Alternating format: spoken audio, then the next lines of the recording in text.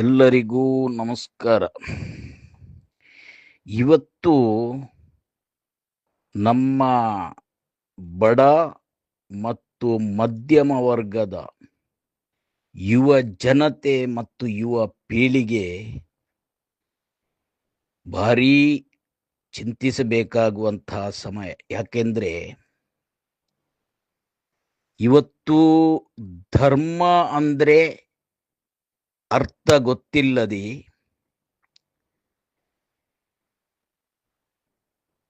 ಈ ಧರ್ಮದ ಅರ್ಥವನ್ನು ವಿವರಿಸುವವರು ಕೊಳಕು ರಾಜಕೀಯದ ಪ್ರಭಾವದಡಿಯಲ್ಲಿ ಬೆಳೆಯುತ್ತಿರುವಾಗ ಇವತ್ತು ಸಮಾಜದಲ್ಲಿ ಬಡ ಮಧ್ಯಮ ವರ್ಗದ ಯುವ ಜನತೆಯ ಭವಿಷ್ಯ ಒಂದು ರೀತಿಯಲ್ಲಿ ಬೆಂಕಿಯೊಳಗೆ ಸಿಲುಕಿದಂತ ಪರಿಸ್ಥಿತಿ ಉದ್ಭವವಾಗಿದೆ. ಉರಿಯುವ ಬೆಂಕಿಯೊಳಗೆ ಸಿಲುಕಿದ ರೀತಿಯಲ್ಲಿ ಬಡ ಮತ್ತು ಮಧ್ಯಮ ವರ್ಗದ ಯುವ ಜನತೆಯ ಭವಿಷ್ಯ. ಇದು ಯಾಕೆ ನಾನು ಈ ರೀತಿ ಹೇಳ್ತೇನೆ ಅಂದ್ರೆ, ಇವತ್ತು ಯಾವ ಪಕ್ಷವೇ ಆಗಲಿ, ಪ್ರಸ್ತುತ ಇರುವ ರಾಜಕೀಯ ಪಕ್ಷಗಳಿಂದ ಯಾವುದೇ ಜಾತಿ ಸಮುದಾಯವನ್ನು ಇವರಿಂದ ರಕ್ಷಿಸಲಿಕ್ಕೆ ಆಗುತ್ತಿಲ್ಲ. ಬದಲಿಗೆ ಇವರು ಒಂದೊಂದು ಜಾತಿ ಸಮುದಾಯವನ್ನು ಹಿಡಿದುಕೊಂಡು ಓಟು ಪಡೆದು ಗೆಲ್ಲುತ್ತಾರೆ. ಗೆದ್ದ ನಂತರ ಯಾವ ಜಾತಿ ಸಮುದಾಯದ ಓಟು ಪಡೆದು ಗೆದ್ರೋ ಅದೇ ಸಮುದಾಯಕ್ಕೆ ದ್ರೋಹ ಮಾಡುತ್ತಾರೆ, ಅದರಲ್ಲೂ ಬಡ ಮತ್ತು ಮಧ್ಯಮ ವರ್ಗದ ಜನತೆಗೆ. ಇವರು ಕಾಂಗ್ರೆಸ್, ಜೆಡಿಎಸ್ ಮುಸ್ಲಿಂ ಸಮುದಾಯವನ್ನು ಉಪಯೋಗ ಮಾಡಿ, ಬಿಜೆಪಿ ಪಕ್ಷ ಹಿಂದೂ ಸಮುದಾಯವನ್ನು ಉಪಯೋಗ ಮಾಡಿ ಗೆದ್ದ ನಂತರ ಕಾರ್ಯಕರ್ತರ, ನಿಷ್ಠಾವಂತ ಪ್ರಾಮಾಣಿಕರ ರಾತ್ರಿ ಹಗಲು ಬೈಗಳನ್ನು ತಿಂದು ಗೆಲ್ಲಲು ಕಾರಣರಾದಂಥ ಬಿಜೆಪಿ, ಜೆಡಿಎಸ್, ಕಾಂಗ್ರೆಸ್ನ ನಾಯಕರು ಗೆದ್ದ ನಂತರ ಹಿಂದೂ ಸಮುದಾಯದೊಟ್ಟಿಗೂ ಮುಸ್ಲಿಂ ಸಮುದಾಯದೊಟ್ಟಿಗೂ ದೊಡ್ಡ ದೊಡ್ಡ ವ್ಯಾಪಾರ ಮಾಡಿಕೊಂಡು ಅವರು ಐಷಾರಾಮಿ ಜೀವನದಲ್ಲಿ ತೊಡಗಿಕೊಂಡಿರುತ್ತಾರೆ. ಆದ್ರೆ ಇಲ್ಲಿ ಚುನಾವಣೆಯ ಸಮಯ ಅಥವಾ ಹತ್ತಿರ ಬರುವಾಗ ಅಥವಾ ಇನ್ನಿತರ ಸಭೆ ಸಮಾರಂಭಗಳಲ್ಲಿ ಬಿಜೆಪಿ ಪಕ್ಷ ಒಂದು ಸಮುದಾಯವನ್ನು ಬೈಯುತ್ತಾ ದ್ವೇಷ ಭಾಷಣ ಮಾಡುತ್ತಾ ಇದ್ದುಕೊಂಡು ಅದಕ್ಕೆ ಮತ್ತೊಂದು ಜಾತ್ಯತೀತ ಎಂಬ ಹಣೆಪಟ್ಟಿ ಇಟ್ಟು ತಿರುಗುತ್ತಿರುವಂತ ಪಕ್ಷ ಜೆಡಿಎಸ್ ಆಗಲಿ ಕಾಂಗ್ರೆಸ್ ಆಗಲಿ, ಇವರುಗಳು ಅದನ್ನು ಸರಿಪಡಿಸಬೇಕಾದಲ್ಲಿ ಅಡ್ಜಸ್ಟ್ಮೆಂಟ್ ರಾಜಕೀಯ ಮಾಡಿಕೊಂಡು ಯಾವುದೇ ತಪ್ಪು ಮಾಡಿದವನಿಗೆ ಇವತ್ತು ಶಿಕ್ಷೆ ಸಿಗದಾಗೆ ಮಾಡುವ ವ್ಯವಸ್ಥೆ ಈ ಕೊಳಕು ರಾಜಕೀಯದಿಂದ ಆಗುತ್ತಿದೆ. ಇವತ್ತು ಕೆಲವೊಂದು ಆರ್ಟಿಕಲ್ ನೀವು ನೋಡಬೇಕು. ಇವರು ಕೇವಲ ಒಂದು ರಾಜಕೀಯ ಪಕ್ಷವನ್ನು ಗೆಲ್ಲಿಸುವ ಉದ್ದೇಶ ಹೊರತು ಈ ಸಮಾಜದಲ್ಲಿ ಪ್ರತಿ ಸಮುದಾಯವು ಸೌಹಾರ್ದತೆಯಿಂದ ಬದುಕಬೇಕು ಅಥವಾ ನನ್ನ ಸಮುದಾಯ ಒಂದು ಒಳ್ಳೆಯ ರೀತಿಯಲ್ಲಿ ಇಲ್ಲಿ ಯುವ ಜನತೆಗೆ ಭವಿಷ್ಯ ರೂಪಿಸಿಕೊಂಡು ಅಭಿವೃದ್ಧಿ ಪಥದಲ್ಲಿ ಮುಂದಿನ ಭವಿಷ್ಯ ಬಂಗಾರವಾಗಿ ಆಗಬೇಕು ಅಂತ ಆ ಚಿಂತನೆ ಈ ಯಾವುದೇ ಪಕ್ಷಗಳಿಗೂ ಇಲ್ಲ. ನಾನು ಯಾಕೆ ಹೇಳಿದೆ ಅಂತ ಹೇಳಿದ್ರೆ, ಇವತ್ತು ಆರ್ಟಿಕಲ್ ನಾನು ಇತ್ತೀಚೆಗೆ ಒಂದು ಆರ್ಟಿಕಲ್ ನೋಡಿದೆ. ಇಲ್ಲಿ ಹಿಂದೂಗಳ ಮಾರಣ ಹೋಮ ಆಗ್ತಿದೆ, ನೀವು ತಪ್ಪು ತಿಳಿದುಕೊಳ್ಳಬಾರದು. ನಾನು ಯಾವುದೇ ಪಕ್ಷವನ್ನು ಸಮರ್ಥಿಸಿ ಮಾತಾಡುತ್ತಿಲ್ಲ. ನಾನು ಯಾವುದೇ ಪಕ್ಷದಲ್ಲಿ ಪ್ರಸ್ತುತ ಇಲ್ಲ. ನಾನು ತಟಸ್ಥನಾಗಿದ್ದೇನೆ. ಆದ್ರೆ ಇಲ್ಲಿ ನಿಮಗೆ ಗೊತ್ತುಂಟು, ಒಂದು ಉದಾಹರಣೆ, ಅತಿ ದೊಡ್ಡ ಉದಾಹರಣೆ, ಕ್ರೂರ ರೀತಿಯ ದುರಂತ ಘಟನೆ, ಇಡೀ ವಿಶ್ವವೇ ಎದ್ದೇಳುವಂತ, ಎದ್ದು ನೋಡುವಂತ ಪರಿಸ್ಥಿತಿ ನಮ್ಮ ರಾಜ್ಯದಲ್ಲಿ, ಅದರಲ್ಲೂ ಹಿಂದೂ ಸಮುದಾಯದ ಪವಿತ್ರ ಕ್ಷೇತ್ರವಾದಂಥ ಧರ್ಮಸ್ಥಳದ ಆವರಣದಲ್ಲಿ ಸೌಜನ್ಯ ಎಂಬ ಹೆಣ್ಮಗಳ ಅತ್ಯಾಚಾರ ಕ್ರೂರ ರೀತಿಯಲ್ಲಿ ನಡೆದು, ಅದೇ ರೀತಿಯಲ್ಲಿ ಸಹಸ್ರ ಸಂಖ್ಯೆಯಲ್ಲಿ ಅತ್ಯಾಚಾರ ಅನಾಚಾರಗಳು ಆ ಪವಿತ್ರ ಕ್ಷೇತ್ರದ ಗ್ರಾಮದ ಆವರಣದೊಳಗೆ ನಡೆಯುತ್ತಿದ್ರು. ಹಿಂದೂ ಪಕ್ಷ ಅಂತ ಹೇಳುವ ಬಿಜೆಪಿ ಪಕ್ಷವು ಅದನ್ನು ಚಿಂತಿಸುವುದಿಲ್ಲ. ಅದರ ಬಗ್ಗೆ ಕಾಂಗ್ರೆಸ್ ಪಕ್ಷವೂ ಚಿಂತಿಸುವುದಿಲ್ಲ. ಈ ಕರಾವಳಿಯ ಕಾಂಗ್ರೆಸ್ ನಾಯಕರು ಅದರ ಬಗ್ಗೆ ಚಿಂತಿಸುತ್ತಿಲ್ಲ. ಜೆಡಿಎಸ್ ನಾಯಕರು ಅಥವಾ ಯಾವುದೇ ಪಕ್ಷದ ನಾಯಕರು ಈ ಧರ್ಮಸ್ಥಳ ಗ್ರಾಮದ ಆವರಣದೊಳಗೆ ಆದಂತ ಹಿಂದೂಗಳಿಗೆ ಆದಂತ ಒಂದು ಕ್ರೂರ ರೀತಿಯ ಪರಿಸ್ಥಿತಿಯನ್ನು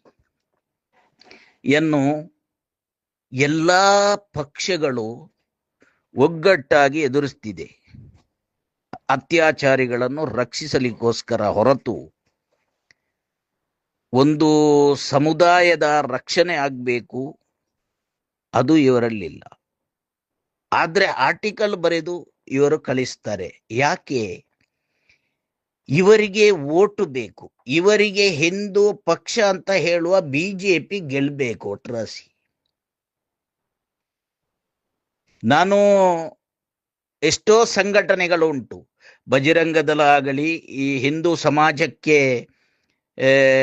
ರಕ್ಷಣೆಗೋಸ್ಕರ ಬಂದಂತ ಸಂಘಟನೆಗಳು, ಬಜರಂಗ ದಳ ಆಗಲಿ, ರಾಮಸೇನೆ ಆಗಲಿ, RSS ಎಂಬ ದೊಡ್ಡ ಸಂಸ್ಥೆಯಾಗಲಿ, ಇವುಗಳ ಉದ್ದೇಶ ಏನು ಅಂದ್ರೆ ಹಿಂದೂ ಸಮುದಾಯದಲ್ಲಿ ಬಡ ಜನರಿಗೆ ಅಥವಾ ಮಧ್ಯಮ ವರ್ಗದರಿಗೆ ಆಗು ಹೋಗುವ ಕಷ್ಟಗಳು ಅಥವಾ ಸಮುದಾಯದವರು ನಡೆಯುತ್ತಿರುವ ನಡತೆ, ಸಂಸ್ಕಾರ, ಪದ್ಧತಿ ಇದು ಒಂದು ಸ್ವಚ್ಛ ರೀತಿಯಲ್ಲಿ ಇರಬೇಕು.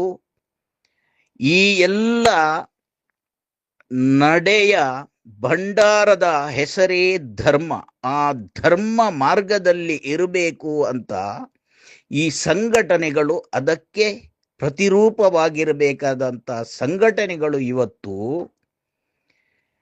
ಹಿಂದೂ ಯುವ ಜನತೆಯ ಮಾರಣ ಹೋಮ ಆದ್ರೂ ಚಿಂತೆ ಇಲ್ಲ, ಹಿಂದೂ ಹೆಣ್ಮಕ್ಕಳ ಅತ್ಯಾಚಾರ, ಕೊಲೆ, ಗುಂಡಾಗಿರಿ, ಸರ್ವಾಧಿಕಾರ ಈ ಪ್ರಮೇಯ ಆಗಿಕೊಂಡು ಇದ್ರೂ ಚಿಂತೆ ಇಲ್ಲ. ಒಂದು ಪಕ್ಷ ಗೆಲ್ಬೇಕು. ಇದು ಬಿಜೆಪಿ ಆಗಲಿ, ಕಾಂಗ್ರೆಸ್ ಆಗಲಿ, JDS ಆಗಲಿ, ಈ ಎಲ್ಲರ ಗುಣ ಇದಾಗಿದೆ. ಇವರಿಗೆ ಸಮಾಜಕ್ಕೆ ನ್ಯಾಯ ಕೊಡಿಸಬೇಕಂತ ಇಲ್ಲ, ನಿಜ ಧರ್ಮವನ್ನು ರಕ್ಷಿಸಬೇಕಂತ ಇಲ್ಲ. ಎಲ್ಲ ಅಧರ್ಮದ ಮಾರ್ಗದಲ್ಲಿ ಇದ್ದಾರೆ. ಅದರಲ್ಲೂ ನಮ್ಮ ದಕ್ಷಿಣ ಕನ್ನಡ ಉಡುಪಿ ಜಿಲ್ಲೆಯ ಜನತೆಯನ್ನು ನೋಡಿದ್ರೆ ಆರ್ಟಿಕಲ್ ಬರೆಯುತ್ತಾರೆ, ಇನ್ನು ಸ್ವಲ್ಪ ಸಮಯ ಆದ ಮೇಲೆ ಹಿಂದೂಗಳ ಸಂಖ್ಯೆ ಕಡಿಮೆ ಆಗ್ತದೆ, ಮುಸ್ಲಿಮರ ಸಂಖ್ಯೆ ಏರುತ್ತದೆ, ಹಿಂದೂಗಳು ಎಚ್ಚೆತ್ತುಕೊಳ್ಳಬೇಕು, ಹಾಗೆ ಹೀಗೆ ಅಂತ ಆರ್ಟಿಕಲ್ ಬರೆಯುತ್ತಾರೆ. ಯಾವುದಕ್ಕೋಸ್ಕರ? ಹಿಂದೂ ಸಮುದಾಯವನ್ನು ರಕ್ಷಿಸಲಿಕ್ಕೋಸ್ಕರವೋ ಅಥವಾ ಇವರಿಗೆ ಇನ್ನೊಂದು ಸಮುದಾಯದಲ್ಲಿ ಕೋಪ ಉಂಟೋ? ಅಲ್ಲ, ಇವರಿಗೆ ಇನ್ನೊಂದು ಸಮುದಾಯವನ್ನು ದೂಷಿಸಿ ಒಂದು ಪಕ್ಷಕ್ಕೆ ಲಾಭ ತರಿಸುವುದು ಇವರ ಉದ್ದೇಶ ಹೊರತು ಇವರು ಯಾವುದೇ ಧರ್ಮ ರಕ್ಷಣೆಗೋಸ್ಕರ ಇವರು ಸಂಸ್ಕಾರ ನಡತೆ ಪದ್ಧತಿಯನ್ನು ನಮ್ಮ ಯುವ ಜನತೆಗೆ ತಿದ್ದಿ ಹೇಳುವವರು ಅಲ್ಲ. ಇವರ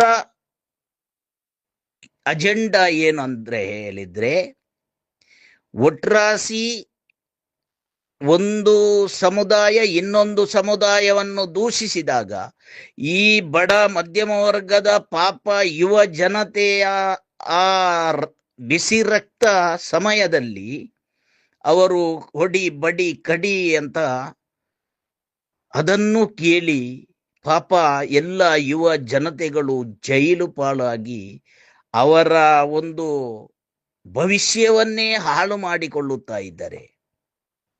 ಆದ್ರೂ ಇವತ್ತು ಕೆಲವರು ಅದೇ ಆರ್ಟಿಕಲ್ ಬರೆಯುತ್ತಾರೆ, ನಮ್ಮ ದೇಶದಲ್ಲಿ ಹಿಂದೂಗಳಿಗೆ ಆಪತ್ತು ಉಂಟು, ಇನ್ನು ಸ್ವಲ್ಪ ಸಮಯ ಆದಾಗ ನಮ್ಮ ಹಿಂದೂಗಳ ಸಂಖ್ಯೆ ಕಡಿಮೆ ಆಗ್ತದೆ, ಅನ್ಯರ ಸಂಖ್ಯೆ ಜಾಸ್ತಿ ಆಗ್ತದೆ. ಇದು ಯಾಕೆ? ಕೇವಲ ಒಂದು ಪಕ್ಷವನ್ನು ಗೆಲ್ಲಿಸಲಿಕ್ಕೆ. ಇವತ್ತು RSS ಎಂಬ ಸಂಸ್ಥೆಯ ನಿಜವಾದ ಉದ್ದೇಶ ಹಿಂದೂ ಸಮಾಜದಲ್ಲಿರುವ ಯುವ ಜನತೆಯ ನಿಜವಾದ ನಡತೆ, ನುಡಿ, ಸತ್ಯ, ನ್ಯಾಯ, ಧರ್ಮ, ಸಂಸ್ಕಾರ ಪದ್ಧತಿಯಲ್ಲಿ ನಡೆಯುವಂತಹದ್ದು ಆ ಬೋಧನೆಗಳನ್ನು ಮಾಡುವುದೇ ಹೊರತು ನಿಜ ಧರ್ಮದ ಅರ್ಥವನ್ನು ವಿವರಿಸುವುದೇ ಹೊರತು ಬೇರೆ ಅಜೆಂಡಾ ಇರಬಾರದು. ಆದರೆ ಇವತ್ತು RSS ಸಂಸ್ಥೆ ಏನಾಗಿದೆ ಅಂತ ಹೇಳಿದ್ರೆ, ಒಂದು ರಾಜಕೀಯ ಪಕ್ಷವನ್ನು ಗೆಲ್ಲಿಸಲು ಮಾಡುವಂತ ತಂತ್ರದ ವ್ಯವಸ್ಥೆಯ ಸಂಸ್ಥೆಯಾಗಿ ಬಿಟ್ಟಿದೆ ಇವತ್ತು. ಎಷ್ಟೋ ಒಳ್ಳೆಯ RSS ನಲ್ಲಿ ವ್ಯಕ್ತಿಗಳು ಇದ್ದಾರೆ. ಇದು ಈ ವ್ಯಕ್ತಿಗಳು ಕೂಡ ಹೇಳುವುದು ಇದನ್ನೇ. ಇವತ್ತು ನಮ್ಮ ಸಂಸ್ಥೆಯಲ್ಲಿ ಕೆಲವರು ಏನಾಗಿದೆ ಅಂತ ಹೇಳಿದ್ರೆ, ನಮ್ಮ ಹಿಂದೂ ಸಮುದಾಯ ಒಳ್ಳೆದಾಗಬೇಕು, ಹಿಂದೂ ಸಮುದಾಯಕ್ಕೆ ಬಂದ ಕಷ್ಟ ಕಾರ್ಪಣ್ಯಗಳನ್ನು ಎದುರಿಸಿ ಅದಕ್ಕೆ ತಕ್ಕ ವ್ಯವಸ್ಥೆ ಮಾಡಬೇಕಾದ ಸ್ಥಿತಿಯಲ್ಲಿ ಹೋಗುವುದನ್ನು ಬಿಟ್ಟು ಒಂದು ಪಕ್ಷವನ್ನು ಗೆಲ್ಲಿಸಲಿಕ್ಕೆ ಪ್ರತಿಯೊಂದಕ್ಕೂ ಸಮರ್ಥನೆ ಮಾಡಿಕೊಂಡು ಹೋಗ್ತಾ ಇದ್ದಾರೆ ಎಂಬುದು ಇದು RSS ಎಂಬ ಸಂಸ್ಥೆಯೊಳಗೆ ಇರುವ ಕೆಲವು ಒಳ್ಳೆಯ ನ್ಯಾಯವಂತ ಜನಗಳ ಮಾತು. ಇದಕ್ಕೆ ಉದಾಹರಣೆ ಕೆಲವು BJPಯ ನಾಯಕರು, ಈಗ ನಾಯಕರು ಅಂದ್ರೆ ಅವರು ಕಾಂಗ್ರೆಸ್ ಅಲ್ಲಿ ಇದ್ದು ಕಾಂಗ್ರೆಸ್ ಅನ್ನು ಲಗಾಡಿ ತೆಗೆದು ಪೂಜಾರಿಯಂತಹ ಒಬ್ಬ ವ್ಯಕ್ತಿಯನ್ನೇ ಏನೆಲ್ಲ ಹಾಳು ಮಾಡಿ BJPಗೆ ಹೋಗಿ, ಯಾರೂ ಅಲ್ಲ, ಹರಿಕೃಷ್ಣ ಬಂಟ್ವಾಳ ಅಂತ ಹೇಳುವ ಒಬ್ಬ ವ್ಯಕ್ತಿ, ಇವರ ಧರ್ಮದೊಳಗೆ ವಿಘಟನೆ ಮಾಡಿದವರು, ಸಂಘಟನೆ ಎಲ್ಲ ವಿಘಟನೆ ಮಾಡಿದವರು. ಒಂದು ಉದಾಹರಣೆ ಪಡುಮಲೆ ಕ್ಷೇತ್ರ. ಅಲ್ಲಿ ಆ ಪಡುಮಲೆ, ಗೆಜ್ಜೆಗಿರಿ ಮತ್ತು ಏರಾಜೆ ಎಂಬ ಸ್ಥಳಗಳು ಅದು ಒಂದೇ ಸಮುದಾಯದ ಪೂಜಾರಿ ಸಮುದಾಯ ಮತ್ತು ಅಲ್ಲಿ ಎಲ್ಲ ಸಮುದಾಯದವರು ಸೇರಿಕೊಂಡು ಇರುವಂತ ಒಂದು ಪಡುಮಲೆ ಕ್ಷೇತ್ರ. ಭಾರಿ ಕಾರ್ಣಿಕ, 2ನೇ ತಿರುಪತಿ ಅಂತಲೇ ಹೇಳಬಹುದು ಪಡುಮಲೆ ಕ್ಷೇತ್ರವನ್ನು. ಅಂತ ಪಡುಮಲೆ ಕ್ಷೇತ್ರದಲ್ಲಿ ಈ ಹರಿಕೃಷ್ಣ ಬಂಟ್ವಾಳ ಎಂಬ ವ್ಯಕ್ತಿ ಹೋಗಿ ಅಲ್ಲಿ 2 ಗ್ರೂಪ್ ಮಾಡಿದ್ದಾರೆ, ವಿಘಟನೆ ಮಾಡಿದ್ದಾರೆ. ಇವತ್ತು ಮೊನ್ನೆ ಇತ್ತೀಚೆಗೆ ಅವರ ಒಂದು ಸ್ಪೀಚ್ ಕೇಳಿದೆ ನಾನು. ಧರ್ಮಸ್ಥಳದ ಪ್ರಕರಣದ ಬಗ್ಗೆ SIT ಯಿಂದ ನ್ಯಾಯ ಸಿಗ್ಲಿಕ್ಕೆ ಸಾಧ್ಯ ಇಲ್ಲ ಹಿಂದೂ ಹೆಣ್ಮಕ್ಕಳಿಗೆ, NIA, CBI, CID ಯಿಂದ ಮಾತ್ರ ನ್ಯಾಯ ಸಿಗ್ಲಿಕ್ಕೆ ಸಾಧ್ಯ ಅಂತ ಹೇಳುವ ಹರೀಶ್ ಕೃಷ್ಣ ಬಂಟ್ವಾಳರವರೇ, ಆದ್ರೆ ನೀವು ಒಪ್ಪಿಕೊಂಡಾಗೆ ಆಯ್ತಲ್ವಾ? ಧರ್ಮಸ್ಥಳದ ಪ್ರಕರಣ ಅನ್ಯಾಯ ಆದದ್ದು ಹೌದು, ಅತ್ಯಾಚಾರ, ಕೊಲೆ ಪ್ರಕರಣ ಹೌದು ಅಂತ ನಿಮ್ಮ ಬಾಯಲ್ಲಿ ಬಂತು. ಹೇಗೆ? ನೀವೇ ಹೇಳುತ್ತೀರಲ್ಲ, SIT ಇಂದ ನ್ಯಾಯ ಸಿಗ್ಲಿಕ್ಕೆ ಸಾಧ್ಯ ಇಲ್ಲ. ಧರ್ಮಸ್ಥಳದ ಪ್ರಕರಣ ಅದು ಹಿಂದೂ ಹೆಣ್ಮಕ್ಕಳಿಗೆ ನ್ಯಾಯ ಸಿಗ್ಬೇಕಿದ್ರೆ NIA, CBI, CID ಇಂದ ಮಾತ್ರ ಸಾಧ್ಯ ಅಂತ. ಆದ್ರೆ ನೀವು ಒಪ್ಪಿಕೊಂಡ ಹಾಗೆ ಆಯ್ತಲ್ವ ಸ್ವಾಮಿ, ಧರ್ಮಸ್ಥಳದಲ್ಲಿ ಅನ್ಯಾಯ ಆಗಿದೆ ಅಂತ. ಕೇವಲ ನಾಟಕದ ವಿಚಾರಗಳು ಇರ್ಲಿ, ಧರ್ಮ ರಕ್ಷಣೆ, ಕ್ಷೇತ್ರ ರಕ್ಷಣೆ ಅಂತ ಹೇಳ್ತೀರಿ. ಪ್ರತಿ ಕ್ಷಣವೂ ಮುಸ್ಲಿಂ ಸಮುದಾಯಕ್ಕೆ ನೀವು ಬೈತೀರಿ. ಧರ್ಮಸ್ಥಳ ಕ್ಷೇತ್ರ ಯಾವ ಧರ್ಮದ ಹೆಸರು, ಯಾವ ಸಮುದಾಯದ ಹೆಸರಲ್ಲಿ ಉಂಟು? ಒಂದು ಹಿಂದೂ ಸಮುದಾಯದ ಮಂಜುನಾಥ ಅಣ್ಣಪ್ಪ ಸ್ವಾಮಿಯ ಆ ಕಾರ್ಣಿಕ ಕ್ಷೇತ್ರದ ಆ ಸ್ಥಳ ಅಥವಾ ದೇವಸ್ಥಾನ ಯಾವ ಸಮುದಾಯದ ಹೆಸರಲ್ಲಿ ಉಂಟು ಅಂತ ಈ ಧರ್ಮ ರಕ್ಷಣೆ, ಕ್ಷೇತ್ರ ರಕ್ಷಣೆ ಅಂತ ಬೊಬ್ಬೆ ಹೊಡೆದಿದ್ದವರು ಉತ್ತರಿಸಬೇಕು. ಒಬ್ಬ ಸಮೀರ್ ನ್ಯಾಯ ಮಾತಾಡಿಕೊಂಡು ಬಂದದ್ದಕ್ಕೆ ಒಬ್ಬ ನಿಜ ಹಿಂದೂ ಹೋರಾಟಗಾರ, ಹಿಂದೂ ಹೆಣ್ಮಕ್ಕಳಿಗೆ ಅನ್ಯಾಯ ಆದಾಗ, ಯುವ ಜನರಿಗೆ ಅನ್ಯಾಯ ಆದಾಗ ಹೋರಾಟ ಮಾಡುತ್ತಿರುವ ನಿಜ ಹಿಂದೂ ಮಹೇಶ್ ಶೆಟ್ಟಿ ತಿಮರೋಡಿಯನ್ನು ಹಿಂದುವೇ ಅಲ್ಲ ಅಂತ ಹೇಳುವ ನಮ್ಮ ತಂತ್ರಿಗಳು, ರವೀಶ್ ತಂತ್ರಿಯವರು ಇದಕ್ಕೆ ಉತ್ತರಿಸಬೇಕು. ಒಂದು ಸಭೆಯಲ್ಲಿ ವಜ್ರದೇಹಿ ಸ್ವಾಮೀಜಿಯವರು ಕೂಡ ಇದ್ದಾರೆ. ಅಲ್ಲಿ ಒಬ್ಬ ಹೋರಾಟಗಾರ ಹಿಂದೂ ನಾಯಕ ಮಹೇಶ್ ಶೆಟ್ಟಿ ತಿಮರೋಡಿಯನ್ನು ಒಬ್ಬ ಕಚಡ ಮಾಧ್ಯಮದ ರಾಕೇಶ್ ಶೆಟ್ಟಿ ಅಶ್ಲೀಲ ಪದಗಳಿಂದ ಬೈಯುವಾಗ ಧರ್ಮ ಬೋಧನೆ ಮಾಡುವಂತ ವಜ್ರದೇವಿ ಸ್ವಾಮೀಜಿಯವರು ಅದನ್ನು ನೋಡಿ ನಗುತ್ತಾ ಇದ್ದಾರೆ ಅಂತ ಹೇಳಿದ್ರೆ ಇವರು ಯಾವ ಧರ್ಮವನ್ನು, ಯಾವ ಸಮುದಾಯವನ್ನು ಉದ್ಧಾರ ಮಾಡುವವರು ಅಂತ ನಾವು ತಿಳಿದುಕೊಳ್ಳಬೇಕಾಗಿದೆ ಇವತ್ತು. ಅದೇ ರೀತಿ ಪ್ರತಿ ಕ್ಷಣವೂ ಮುಸ್ಲಿಮರ ವಿಷಯದಲ್ಲಿ ಮಾತಾಡುವ ಇವರು ಧರ್ಮಸ್ಥಳ ಕ್ಷೇತ್ರ ರಕ್ಷಣೆ ಜನಜಾಗೃತಿ ಸಭೆ ಮಾಡಿದವರು. ಸಮೀರ್ ಬಂದ್ರೆ ಹಾಗೆ ಆದೀತು, ಹೀಗೆ ಆದೀತು ಅಂತ ಹೇಳಿದವರು. ಮೊನ್ನೆ ಅದೇ ಧರ್ಮಸ್ಥಳಕ್ಕೆ ಅದೇ ಹೆಗಡೆಯವರು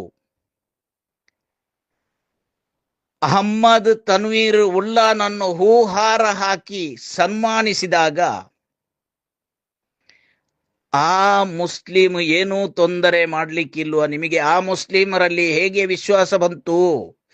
ನಿಮಗೆ ಯಾವ ಮುಸ್ಲಿಮನಲ್ಲೂ ವಿಶ್ವಾಸ ಬರದವರು ಅಹಮ್ಮದ್ ತನ್ವೀರ್ ಉಲ್ಲಾ ಎಂಬ ಮುಸ್ಲಿಂನಲ್ಲಿ ನಿಮಗೆ ಹೇಗೆ ವಿಶ್ವಾಸ ಬಂತು? ಅವನನ್ನು ಹೇಗೆ ನೀವು ಮಾಲೆ ಹೂಹಾರ ಹಾಕಿ ಧರ್ಮಸ್ಥಳದಲ್ಲಿ ಸ್ವಾಗತ ಮಾಡಿದ್ದೀರಿ?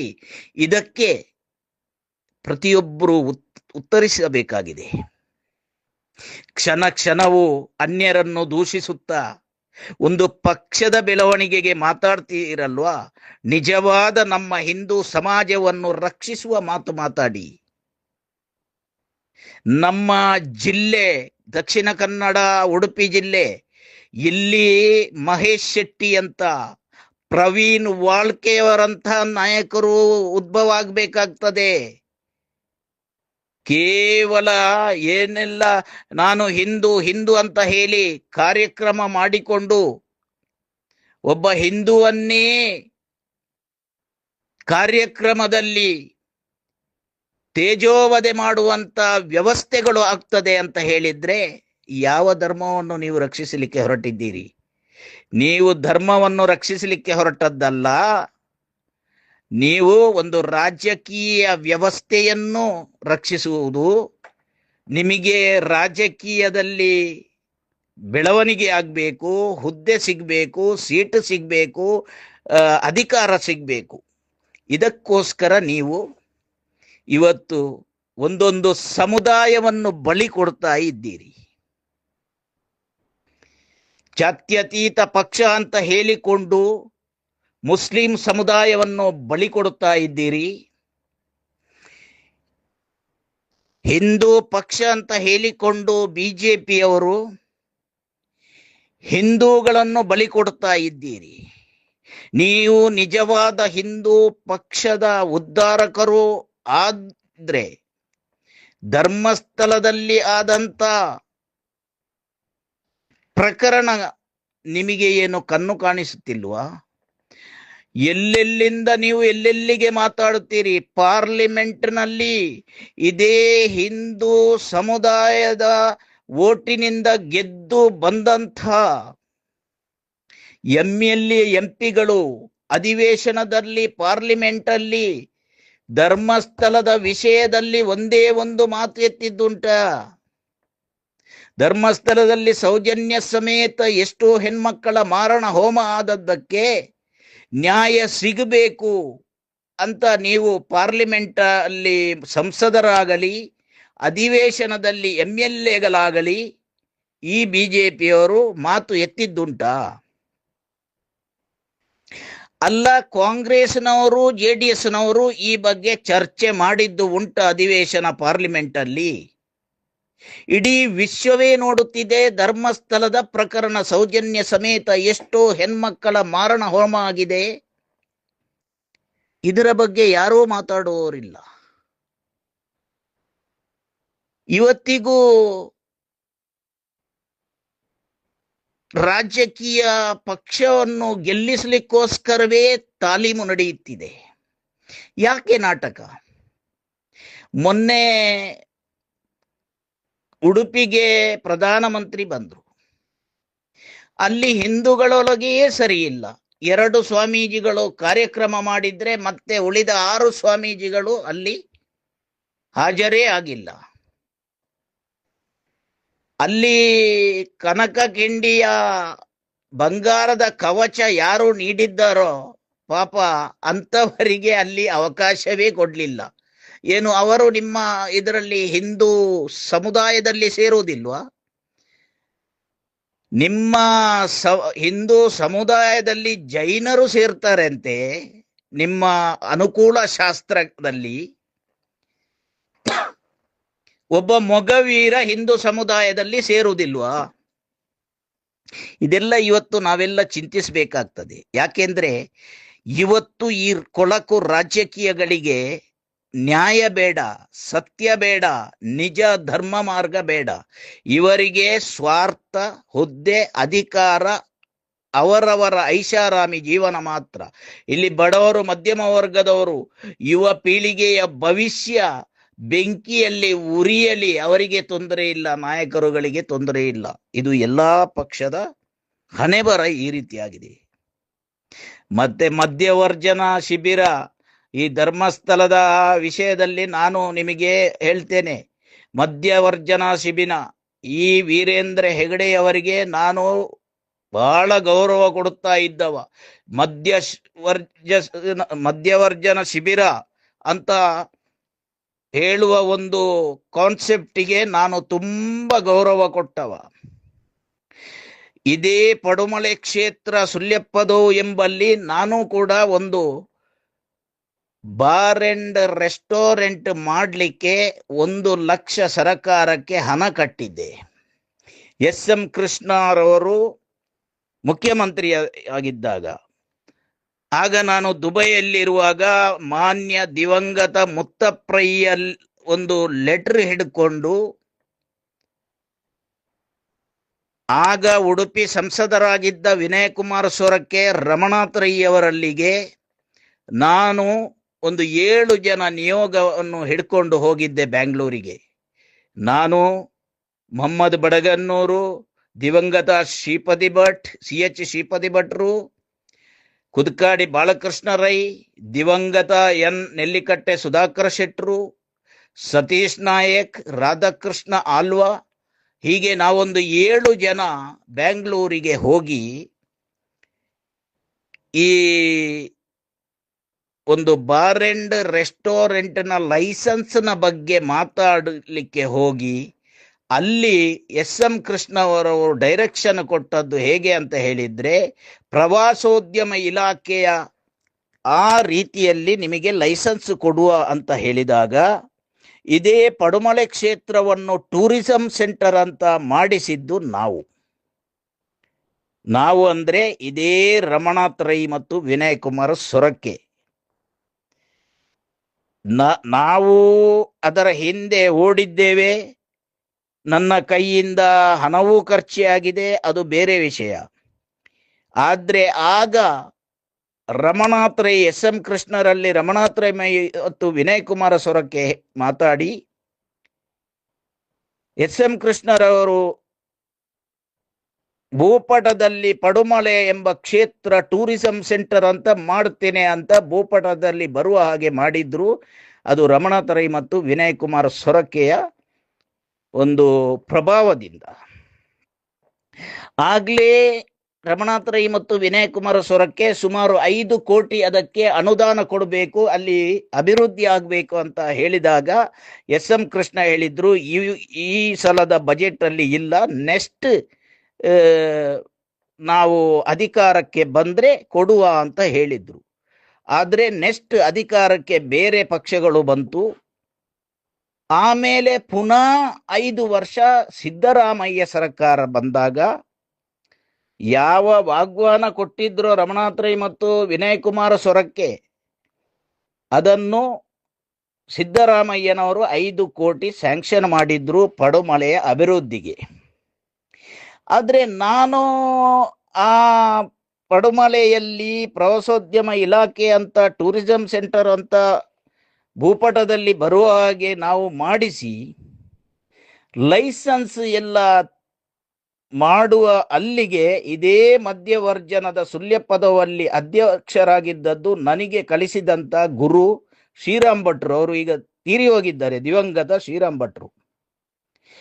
ಅವರು ಹೇಳಿದ್ರು, ಸತೀಶ ನೀನು ಇಲ್ಲಿ ಬಾರ್ ಅಂಡ್ ರೆಸ್ಟೋರೆಂಟ್ ಮಾಡ್ತಿ, ಅದು ಮಧ್ಯವರ್ಜನ ಶಿಬಿರದ ನಮ್ಮ ಕಾನ್ಸೆಪ್ಟ್ಗೆ ಅದು ಒಳ್ಳೇದಲ್ಲ, ನೀನು ಮಾಡಬೇಡ ಅಂತ. ಅದೇ ರೀತಿ ಆ ವಠಾರದಲ್ಲಿರುವಂತ ಎಷ್ಟೋ ಮಹಿಳೆಯರು ಬಂದು ಹೇಳಿದ್ರು, ಸತೀಶಣ್ಣ ನೀವು ಈ ಕಾರ್ಯಕ್ಕೆ ಇಳಿಬಾರ್ದು. ಆಗ ನಾನು ಹೇಳಿದೆ, ನನ್ನಿಂದ ಯಾರಿಗೂ ಉಪದ್ರ ದೋಷ ಆಗುತ್ತಿದ್ರೆ ನನಗೆ ಅಂತ ವ್ಯಾಪಾರವೂ ಬೇಡ, ಅಂತ ಹಣವೂ ಬೇಡ ಅಂತ ಹೇಳಿ ನಾನು ಬಾರ್ ಅಂಡ್ ರೆಸ್ಟೋರೆಂಟ್ ಅನ್ನು ಮಾಡುವುದನ್ನು ನಿಲ್ಲಿಸಿ ಕಟ್ಟಿದ ಹಣವನ್ನು ತೆಗೆದವ. ಆಮೇಲೆ ಇದೇ ಮಧ್ಯವರ್ಜನ ಶಿಬಿರ ಅಲ್ಲಿ ಇದ್ರು, ಈ ಮಹಿಳೆಯರು ಇದ್ರು. ಆಮೇಲೆ ಅಲ್ಲಿ 3 ಬಾರ್ ಅಂಡ್ ರೆಸ್ಟೋರೆಂಟ್ ಆಗಿದೆ ಈಗ ಅಲ್ಲಿ. ಅದೇ ಪಡುಮಲೆ ಸುಳ್ಯಪದವು ಎಂಬ ಆ ಸ್ಥಳದಲ್ಲಿ 3 ಬಾರ್ ಅಂಡ್ ರೆಸ್ಟೋರೆಂಟ್ ಆಗಿದೆ. ಅಂದ್ರೆ ಇವರು ಒಂದು ರಾಜಕೀಯ ಪಕ್ಷಕ್ಕೆ ಲಾಭ ಕೊಡಿಸಲಿಕ್ಕೆ ಇವರ ಮಧ್ಯವರ್ಜನ ಶಿಬಿರ ಹೊರತು ಇದು ಸಮಾಜದ ಉದ್ಧಾರಕ್ಕೆ ಅಲ್ಲ. ಒಂದು ವೇಳೆ ಸಮಾಜದ ಉದ್ಧಾರ ಹೌದೋ ಆಗುತ್ತಿದ್ರೆ ಆ ಸುಳ್ಯಪದವಲ್ಲಿ ಆಮೇಲೆ 3 ಬಾರ್ ಅಂಡ್ ರೆಸ್ಟೋರೆಂಟ್ ಆಯ್ತು. ಅದು ಹೇಗೆ ಆಯ್ತು? ಅದಕ್ಕೆ ಯಾಕೆ ಈ ಮಧ್ಯವರ್ಜನ ಶಿಬಿರದವರು ಉತ್ತರಿಸಿಲ್ಲ? ಯಾಕೆ ಅಲ್ಲಿಯ ಗ್ರಾಮ ಪಂಚಾಯತ್ನವರು ಉತ್ತರಿಸಿಲ್ಲ? ಯಾಕೆ ಆ ನನ್ನಲ್ಲಿ ಹೇಳಿದಂತ ಮಹಿಳೆಯರು ಅಬ್ಜೆಕ್ಷನ್ ಮಾಡಿಲ್ಲ? ಇದೆಲ್ಲ ನಾವು ಹೇಳ್ಬೇಕಾಗ್ತದೆ. ಅಂದ್ರೆ ರಾಜಕೀಯ ತಂತ್ರ. ಇಲ್ಲಿ ಧರ್ಮ ಅಂತ ತಾಂಟಿಸಿಕೊಂಡು ಹಾಕುವುದೇ ಒಂದು ಗುರಿಯಾಗಿದೆ. ನಾವು ಹೇಳಲಿಕ್ಕೆ ಹೋದ್ರೆ ತುಂಬಾ ಉಂಟು.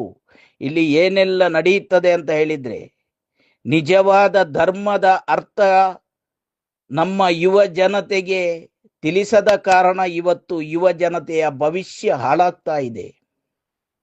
ಇವತ್ತು ಹಿಂದೂ ಸಮುದಾಯಕ್ಕೆ ಒಳಪಟ್ಟಂತ ಸಂಸ್ಥೆಗಳು, ಅದು RSS ಆಗ್ಲಿ, ಬಜರಂಗ ದಳ ಆಗ್ಲಿ, ರಾಮ್ ಸೇನೆ ಆಗ್ಲಿ, ಅವರು ಹಿಂದೂ ಸಮುದಾಯದ ರಕ್ಷಕರು ಆಗಿರ್ಬೇಕೇ ಹೊರತು ಒಂದು ಕೊಳಕು ರಾಜಕೀಯ ಪಕ್ಷದ ವ್ಯವಸ್ಥೆಯ ರಕ್ಷಕರು ಆಗಿರಬಾರದು. ಅದು ಮುಸ್ಲಿಂ ಸಮುದಾಯ ಕೂಡ ಹಾಗೆ. ಮುಸ್ಲಿಂ ಸಮುದಾಯ ಅಂತ ಹೇಳಿದ್ರೆ ಅದು ಅವರು ಅವರ ಜಾತಿಯ ರಕ್ಷಣೆಗೆ ವ್ಯವಸ್ಥೆ ಸಮುದಾಯ ಆಗ್ಬೇಕೇ ಹೊರತು ಒಂದು ಪಕ್ಷದ ಕೊಳಕು ಪಕ್ಷದ ವ್ಯವಸ್ಥೆಯ ಸಮುದಾಯ ಆಗಬಾರ್ದು. ಇವತ್ತು ನಮ್ಮ ದೇಶ ರಾಜ್ಯದಲ್ಲಿ ಆಗುತ್ತಿರುವುದು ಇದು. ಹಿಂದೂ ಸಮುದಾಯ ಆಗಲಿ ಮುಸ್ಲಿಂ ಸಮುದಾಯ ಆಗಲಿ ಇದೊಂದು ರಾಜಕೀಯ ಪಕ್ಷದ ಬೆಳವಣಿಗೆಯ ವ್ಯವಸ್ಥೆಯ ಸಂಸ್ಥೆಗಳಾಗಿವೆ. ಇದರಿಂದ ಬಡ ಮಧ್ಯಮ ವರ್ಗ ಯುವ ಜನತೆಯ ಭವಿಷ್ಯ ಹಾಳಾಗ್ತಿದೆ. ಶ್ರೀಮಂತರ ಭವಿಷ್ಯ ಹಾಳಾಗುತ್ತಿಲ್ಲ. ಶ್ರೀಮಂತರು ಮುಸ್ಲಿಂ ಸಮುದಾಯವು ಹಿಂದೂ ಸಮುದಾಯವು ಎಲ್ಲರೂ ಶ್ರೀಮಂತರು ಒಟ್ಟಿಗೆ ಸೇರಿಕೊಂಡು ಅವರವರ ವ್ಯಾಪಾರ ಮಾಡಿಕೊಂಡು ಒಳಗಿಂದ ಒಳಗೆ ಅಡ್ಜಸ್ಟ್ಮೆಂಟ್ ರಾಜಕೀಯ ಮಾಡಿಕೊಂಡು ಐಷಾರಾಮಿ ಜೀವನ ಮಾಡಿಕೊಂಡು ಮೆರೆಯುತ್ತಾ ಇದ್ರೆ ಇಲ್ಲಿ ಬಡ ಮಧ್ಯಮ ವರ್ಗ ಕಾರ್ಯಕರ್ತರನ್ನು ಬಲಿಪಶು ಮಾಡಿ ಅವ ಕಾಂಗ್ರೆಸ್ ಅವ ಬಿಜೆಪಿ ಅವ JDS ಅಂತ ಒಬ್ಬನ ಮುಖ ಒಬ್ಬ ನೋಡದ ರೀತಿಯಲ್ಲಿ ಮಾಡಿಕೊಂಡು ಹೊಡಿ ಬಡಿ ಕಡಿ ಮಾಡಿಕೊಂಡು ಯುವ ಜನತೆಯ ಮಾರಣ ಹೋಮ ಮಾಡಿಕೊಂಡು ಹೆಣ್ಮಕ್ಕಳ ಅತ್ಯಾಚಾರ ಕೊಲೆ ಗುಂಡಾಗಿರಿ ಸರ್ವಾಧಿಕಾರ ಮಾಡಿಕೊಂಡು ಇದಕ್ಕೆಲ್ಲ ಕಾರಣ ಈ ಕೊಳಕು ರಾಜಕೀಯ ವ್ಯವಸ್ಥೆಗಳು. ಇವುಗಳು ಯಾಕೆ ನ್ಯಾಯ ತೆಗೆಸಿಕೊಡುವುದಿಲ್ಲ? ಈಗ ಹಿಂದೂ ಸಮುದಾಯದ ವಿಷಯದಲ್ಲಿ ನಾನು ಮಾತಾಡ್ತೇನೆ. ನಾನೊಬ್ಬ ಹಿಂದೂ. ನಮ್ಮ ಹಿಂದೂ ಸಮುದಾಯಕ್ಕೆ ಆಗುವಷ್ಟು ಅನ್ಯಾಯ ಎಲ್ಲಿ ಆಗಿದೆ? ಒಂದು ಪ್ರಕರಣ ಉದಾಹರಣೆ ಧರ್ಮಸ್ಥಳದ್ದು. ಸೌಜನ್ಯನಂತ ಹೆಣ್ಣನ್ನು ಅತ್ಯಾಚಾರ ಮಾಡಿ ಸಾಕ್ಷಿ ಮುಗಿಸ್ಲಿಕ್ಕೋಸ್ಕರ ಅವಳ ಮರ್ಮಾಂಗಕ್ಕೆ ಮಣ್ಣು ತಲ್ಲಿ ಸಾಕ್ಷಿ ನಾಶಪಡಿಸುವಂಥ ಒಂದು ಕ್ರೂರ ರೀತಿಯಲ್ಲಿ ಅತ್ಯಾಚಾರ ಆಗಿದೆ. ಅದೇ ರೀತಿಯಲ್ಲಿ ಆನೆ ಮಾವು ತಂದು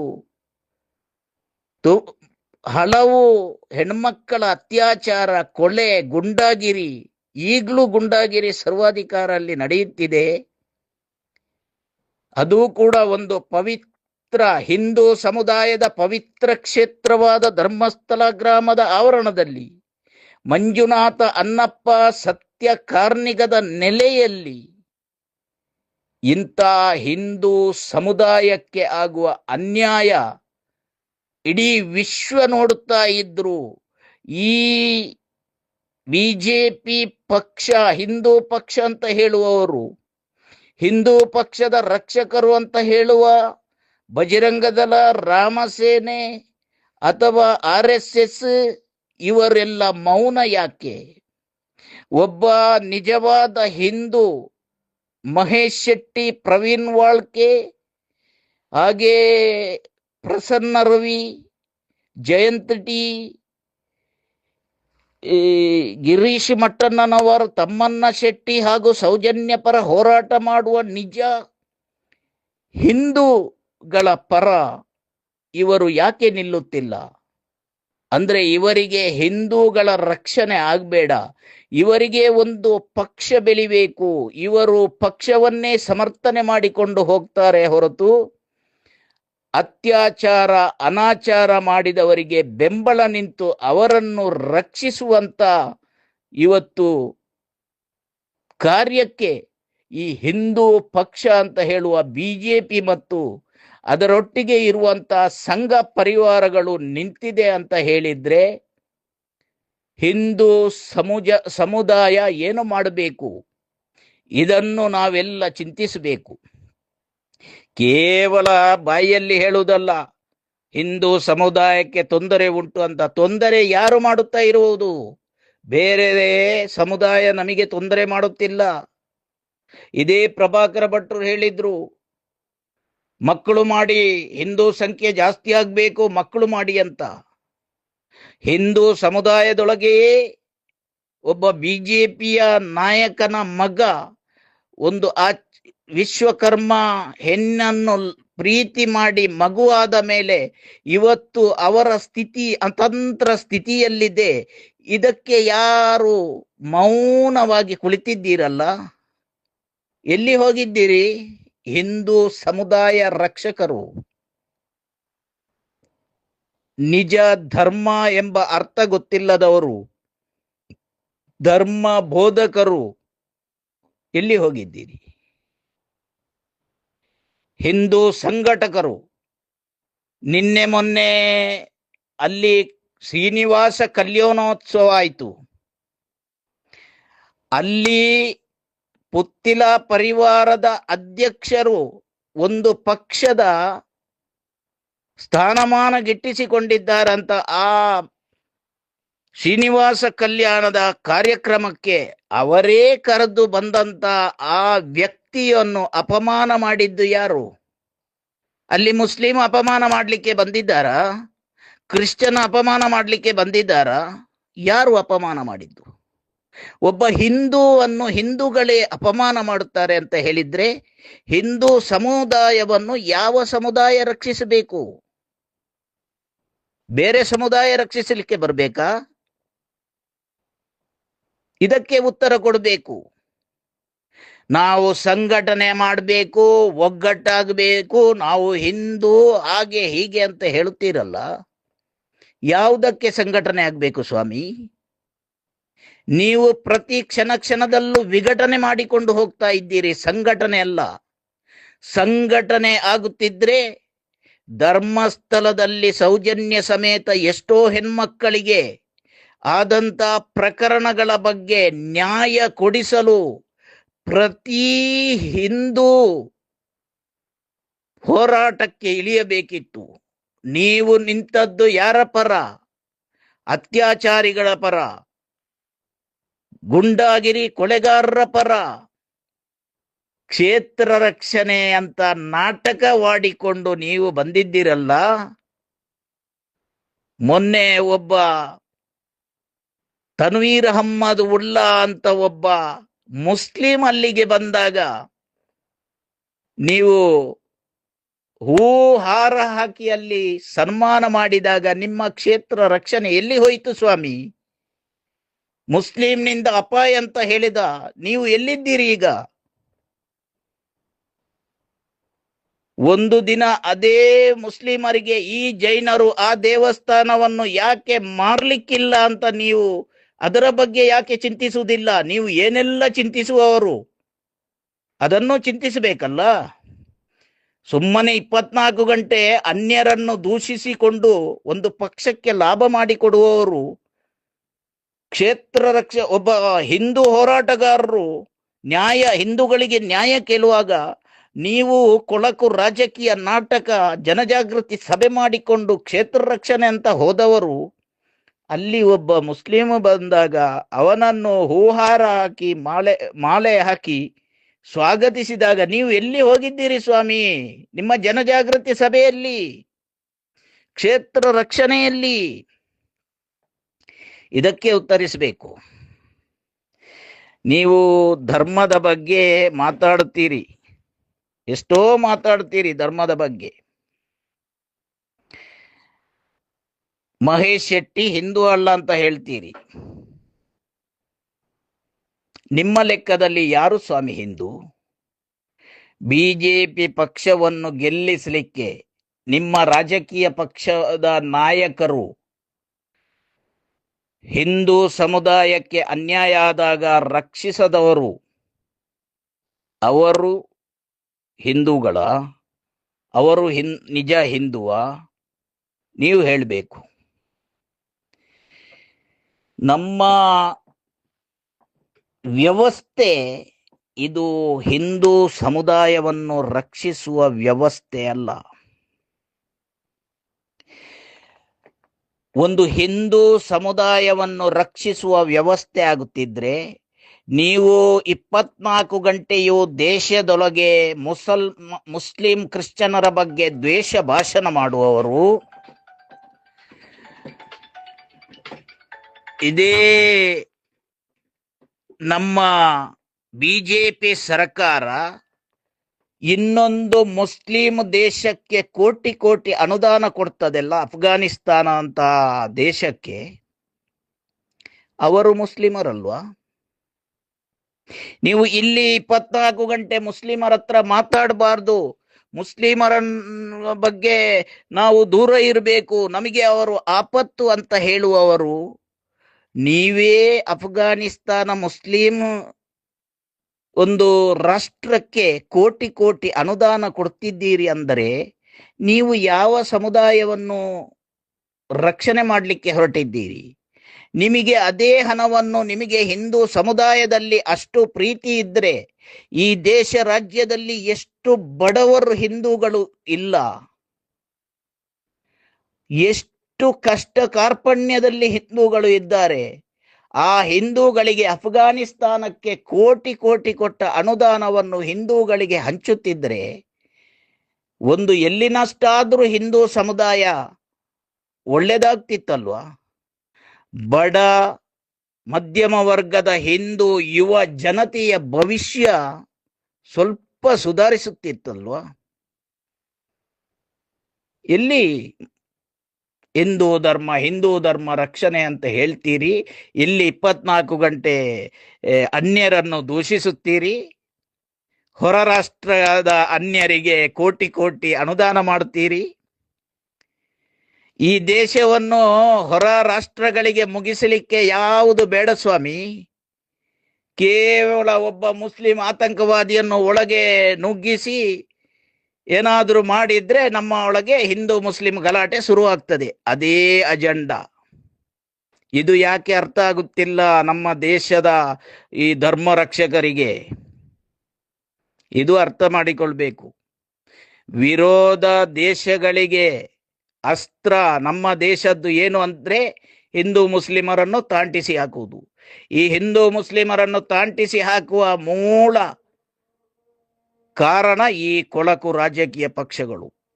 ಆದ ಕಾರಣ ನಾನು ಕಿವಿ ಮಾತು ಹೇಳ್ತೇನೆ ಎಲ್ಲರಿಗೂ, ಈ ಕೊಳಕು ರಾಜಕೀಯ ಪಕ್ಷಗಳಿಂದ ಯಾವುದೇ ಸಮುದಾಯ ಉದ್ಧಾರ ಆಗ್ಲಿಕ್ಕೆ ಸಾಧ್ಯ ಇಲ್ಲ. ಇದು ಹಿಂದೂ ಸಮುದಾಯ, ಮುಸ್ಲಿಂ ಸಮುದಾಯ, ಕ್ರಿಶ್ಚಿಯನ್ ಸಮುದಾಯದ ಒಳಗೆ ವೈರಾಗ್ಯ ಹುಟ್ಟಿಸಿ ಇವರು ವೋಟ್ ಬ್ಯಾಂಕ್ ಮಾಡಿಕೊಂಡು ಗೆದ್ದು ಸ್ವಾರ್ಥ ಸಾಧನೆ ಸಾಧಿಸಿಕೊಂಡು ಹುದ್ದೆ ಅಧಿಕಾರ ಅಲಂಕರಿಸಿಕೊಂಡು ಇವರ ಐಷಾರಾಮಿ ಜೀವನ ಮಾಡಿಕೊಂಡು ಇವರು ಬಾಳುತ್ತಾರೆ ಹೊರತು ಬಡ ಮಧ್ಯಮ ವರ್ಗ ಯುವ ಜನತೆಗೆ ಈ ರಾಜಕೀಯ ಪಕ್ಷಗಳಿಂದ ಎಲ್ಲಿನಷ್ಟು ಪ್ರಯೋಜನ ಆಗುವುದಿಲ್ಲ ಅಂತ ನಾನು ಹೇಳಲಿಕ್ಕೆ ಬಯಸುತ್ತೇನೆ. ಆದ ಕಾರಣ ಹಿಂದೂ ಅಂತ ಹೇಳುವವರಿಗೆ ನಾನು ಒಂದು ಕಿವಿ ಮಾತು ಹೇಳ್ತೇನೆ. ನಮ್ಮ ಹಿಂದೂ ಸಮುದಾಯ ಒಳ್ಳೆದಾಗಬೇಕಿದ್ರೆ ನಮ್ಮದೇ ಪಕ್ಷ ತಯಾರು ಮಾಡಬೇಕು, ನಮ್ಮದೇ ಸಂಘಟನೆ ತಯಾರಾಗಬೇಕು. ಅದರಲ್ಲಿ ನಿಜವಾದ ಧರ್ಮ ಮಾರ್ಗದಲ್ಲಿ ನಡೆಯುವಂತ ಮಹೇಶ್ ಶೆಟ್ಟಿ, ತಿಮರೋಡಿ, ಪ್ರವೀಣ್ ವಾಳ್ಕೆ ಅಂತ ನಾಯಕರು ಸಹಸ್ರ ಸಂಖ್ಯೆಯಲ್ಲಿ ನಾವು ತಯಾರು ಮಾಡಬೇಕು. ಇದು ನಮ್ಮ ಮುಂದಿನ ಅಜೆಂಡಾ ಆಗಿರಬೇಕು. ಬಾಕಿ ಈ ಕೊಳಕು ಬಿಜೆಪಿ, JDS, ಕಾಂಗ್ರೆಸ್ ಇವುಗಳ ಅಜೆಂಡಾ ನಮ್ಮ ಯುವ ಜನತೆಯ ಭವಿಷ್ಯಕ್ಕೆ ಕೊಳ್ಳಿ, ಹಿಂದೂ ಸಮಾಜಕ್ಕೆ ಬೆಂಕಿ. ಆದ ಕಾರಣ ನಮ್ಮ ಹಿಂದೂ ಸಮಾಜವನ್ನು ಉದ್ಧಾರ ಮಾಡಬೇಕಿದ್ರೆ ನಿಜ ಧರ್ಮ ಮಾರ್ಗದಲ್ಲಿ ಹೋಗಿ ರಾಮರಾಜ್ಯ ಆಗಬೇಕಿದ್ರೆ ನಾವು ಹಿಂದೂ ಸಮಾಜಕ್ಕೆ ಒಗ್ಗುವಂತ ಒಂದು ಪಕ್ಷ ತಯಾರು ಮಾಡಬೇಕು. ಆ ಪಕ್ಷದಲ್ಲಿ ಮಹೇಶ್ ಶೆಟ್ಟಿ, ತಿಮರೋಡಿ, ಪ್ರವೀಣ್ ವಾಳ್ಕೆ ಹಾಗೂ ಅದೇ ರೀತಿಯ ಸಹಸ್ರ ಸಂಖ್ಯೆಯ ನಾಯಕರುಗಳ ತಯಾರು ನಾವು ಮಾಡಬೇಕಾಗಿದೆ. ಇದಕ್ಕೆ ಚಿಂತಿಸೋಣ ಪ್ರತಿಯೊಬ್ಬರು. ಚಿಂತಿಸಿ ನಮ್ಮ ಸಮುದಾಯಕ್ಕೆ ಆಗುವ ಕಷ್ಟ ಕಾರ್ಪಣ್ಯಗಳನ್ನು ಸಂಪೂರ್ಣ ಬಗೆಹರಿಸಿ ಮುಂದೆ ನಾವು ಯುವ ಜನತೆಯ ಭವಿಷ್ಯವನ್ನು ಬಂಗಾರ ಮಾಡುವಲ್ಲಿ ನಾವು ಮೂಲ ಕಾರಣರಾಗೋಣ. ಜೈ ಹಿಂದ್. ಬೋಲೋ ಭಾರತ್ ಮಾತಾ ಕಿ ಜೈ. ವಂದೇ ಮಾತರಂ. Justice for Soujanya. Thank you.